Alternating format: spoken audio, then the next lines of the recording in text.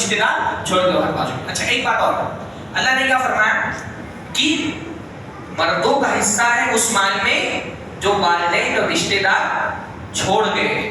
ترکل والدان, والدین چھوڑ کر کے وفات پا گئے. تو حصہ کب بنے گا؟ جب والد وفات پا جائے, ہے نا. ہمارے یہاں بعض لڑکے اپنے ابا سے زندگی میں بولتے میرا حصہ دے کے الگ کرو, مجھے نہیں پتا. ہاں, ابا سے بولے کہ میرا حصہ دے کے مجھے الگ کر دو. ہے حصہ بھائی. ہاں, باپ کی زندگی میں بیٹے کا کوئی حصہ نہیں ہوتا. حصہ کب ہوگا بھائی؟ وراثت میں حصہ کب ہوگا؟ جب باپ وفات پا جائے گا. ترکل والدان, والدین جو چھوڑ کر کے چلے گئے اس میں حصہ ہے. ابھی باپ زندہ ہے تو سارا مال اس کا مال ہے, اس میں بیٹے کا کوئی حصہ نہیں بنتا ہے. باپ کی زندگی میں بیٹا حصہ نہیں مانگ سکتا, اس کا کوئی حصہ نہیں بن رہا. بلکہ بھائی بہت اس بات کا بھی تو امکان ہے کہ باپ ہی کی زندگی میں بیٹا پہلے مر جائے, باپ کی موت بعد میں ہو. ایسا ہوتا ہے کہ نہیں ہوتا ہے؟ بیٹا اگر مر گیا تب تو کچھ حصہ نہیں بنے گا اس کا. ہاں, کیونکہ حصہ زندہ کو ملتا ہے مردہ کے مال میں. حصہ زندہ کو ملتا ہے مردہ کے مال میں, مردے کے مال میں مردے کا حصہ نہیں ہوتا. ایک باپ بعد میں مرا, بیٹا پہلے مر گیا, تو پھر بیٹے کا کیا حصہ بنے گا؟ بیٹا تو پہلے ہی وفات پا چکا ہے. مرے ہوئے شخص کو تھوڑی حصہ ملتا ہے. یہاں کر کے زندگی نہیں بول دیتے میرا حصہ نکال کے الگ کر دو. بعض کر کے بولتے اچھا میں ابا کی کمائی ہوئے مال میں حصہ نہیں مانگ رہا, دادا کی پراپرٹی میں مانگ رہا ہوں. نہ دادا کی پراپرٹی میں حصہ ہے, نہ ابا کے اپنے کمائی ہوئے مال میں بچے کو کوئی حصہ ہے. جب ابا وفات پا جائیں گے تب حصہ بنے گا. جب تک ابا زندہ ہے ابا کے مال میں لڑکے کو کوئی حصہ نہیں ہے, یعنی وراثت میں حصہ نہیں ملے گا. ابا دینا چاہیں تو ہدیہ کے طور پہ دے سکتے ہیں, عطیہ دے سکتے ہیں, پر ہدیہ اگر ابا دیں گے تو ہدیے میں اصول کیا ہے؟ ہدیے میں اصول یہ ہے کہ اگر ہدیہ دیں گے تو ساری اولاد میں برابر برابر دینا پڑے گا. پھر بیٹے کو بھی میں نے بتایا نا حدیث کہ اللہ کے نبی صلی اللہ علیہ وسلم نے بیٹے کو گود میں بٹھایا, بیٹی کو الگ بٹھایا, تو اللہ نے فرمایا دونوں کے درمیان عدل کرو. تو اگر باپ ہدیہ دے رہا ہے تو ہدیے میں تو پھر جتنا بیٹے کو ملے گا اتنا ہی بیٹی کو بھی دینا پڑے گا. ہاں, اگر باپ بیٹا ضد پر ہے کہ نہیں زندگی میں ہی تقسیم کریے, اور باپ اگر اس ضد کو مان بھی لے تو وراثت تو تقسیم کر نہیں سکتا. آدمی زندگی میں اپنی وراثت نہیں تقسیم کر سکتا, کیونکہ وراثت تو ہوتی ہی مرنے کے بعد ہے.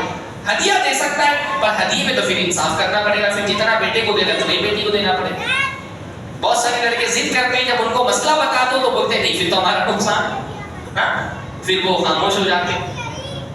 تو ترکہ, جب ترکہ, اس لیے جائیداد کو ترکہ کہا جاتا ہے نا. ترکہ اردو میں ترکہ, عربی میں ترکہ کہتے ہیں نا. ترکہ مطلب وہ مال جو کوئی آدمی چھوڑ کر کے وفات پا گیا. جب تک ایک آدمی زندہ ہے اس کے مال میں اور کسی کا حصہ نہیں ہے, اس کا اپنا ہے, اس کا کمایا ہوا مال اس کا اپنا ہے. بلکہ ماں باپ اگر ان کے پاس اتنا مال نہ ہو کہ اپنی ضرورتیں پوری کر سکے تو بیٹے کو ان کی ضرورت پوری کرنے بھر کا پیسہ دینا پڑے گا الٹا.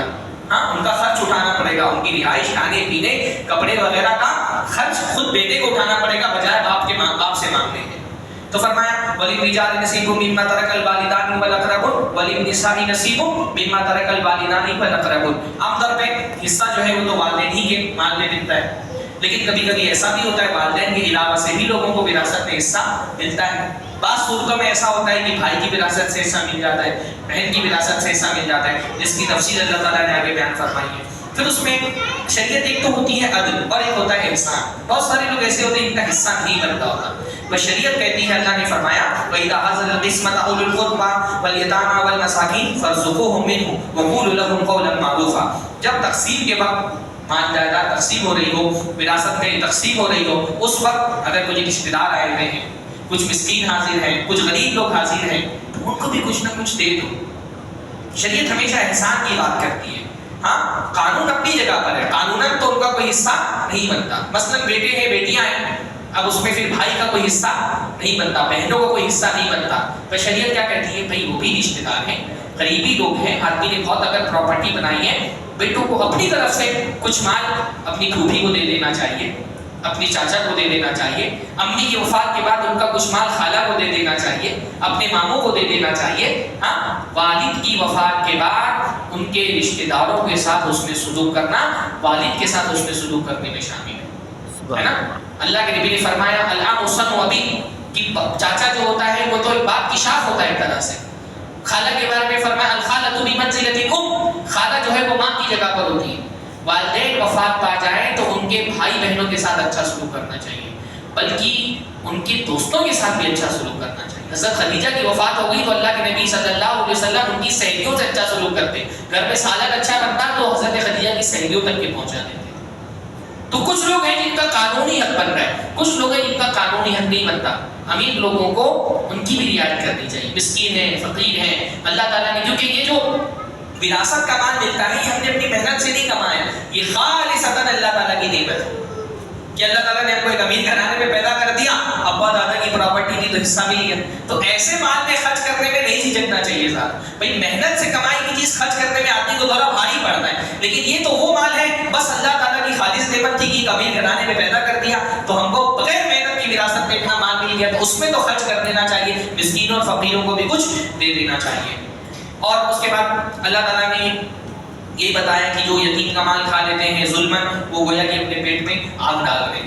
یعنی دنیا کے تھوڑے سے فائدے کے لیے جہنم اپنا ٹھکانہ نہیں بنانا چاہیے. جس کا جو حصہ بن رہا ہے اس کو اس کا حصہ دے دو. پھر اس کے بعد لمبی آیت ہے جس میں اللہ رب العالمین نے کن کن لوگوں کا حصہ بنتا ہے وہ بتایا. اللہ نے فرمایا یوصیکم اللہ، اللہ تم کو وصیت کرتا ہے.